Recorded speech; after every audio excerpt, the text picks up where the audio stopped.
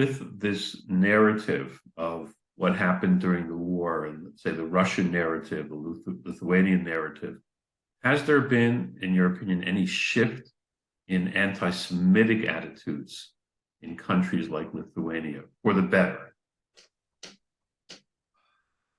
Listen, these countries are not suffering from anti-Semitism to the extent that it exists in Eastern Europe, in Western Europe, excuse me, because they're missing one of the major components of the problem, which is the Muslim immigrants.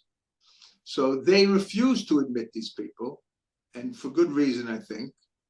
And therefore, they don't have the problem of Muslim anti-Semitism, but they have the other anti-Semitism, the traditional anti-Semitism, and the right wing and the extreme right wing anti-Semitism. But it's not in alarming proportions. Okay. I have to say. In other words, they don't need guards in front of the synagogue in Lithuania or in Latvia. To the best of my, I know in Latvia there is a guard. There are guards before the synagogue, and there's no question that the level of violence, certainly of violence, not to mention the level of anti-Semitic vandalizations and things like that, is less than what you see in Western Europe or even in the United States these days. You had mentioned that response to the book was high among the young generation. Where do we go from here with the young generation of Lithuanians? What else can be done? What do you see that needs to be done? Okay, so right now, what our book, you could say, was the first tool or weapon in the arsenal. In the meantime, a couple of other things have happened. One is that the granddaughter of Jonas Noreika, who was a notorious collaborator with the Nazis and was in charge of, he was the liaison between the Nazis and the Lithuanians in dealing with the Jews.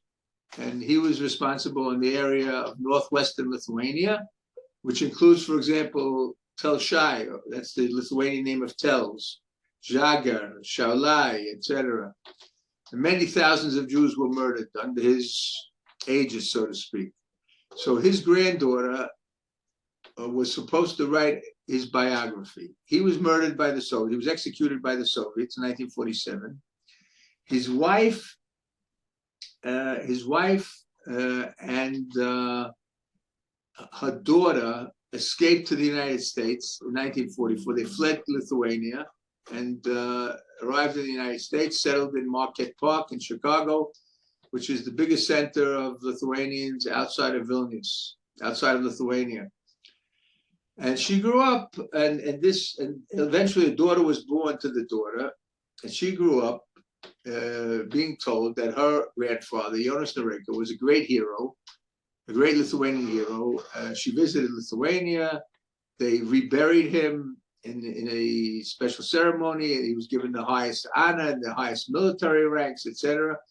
And the more research that she did, all of a sudden she discovered that her grandfather was a Nazi war criminal. So she wrote a book called My Grandfather, the Nazi War Criminal, which shocked the Lithuanians. In the meantime, it's in English. The Lithuanian version is supposed to come out soon. But, and in addition, there have been 2 movies just in the last half year, which relate to the participation in one movie of Lithuanians and the other movie, Lithuanians and Latvians, in the mass murder of Jews. So there was one movie called Baltic Truth, that's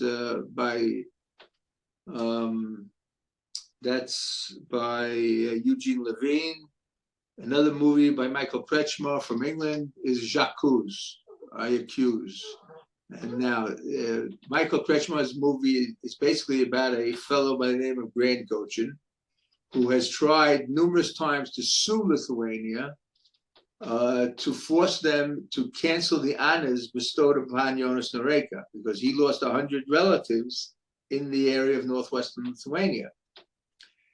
The other movie is by, as I said, Eugene Levine. It's called Baltic Truths. And it tells the same story, basically, but including Latvia.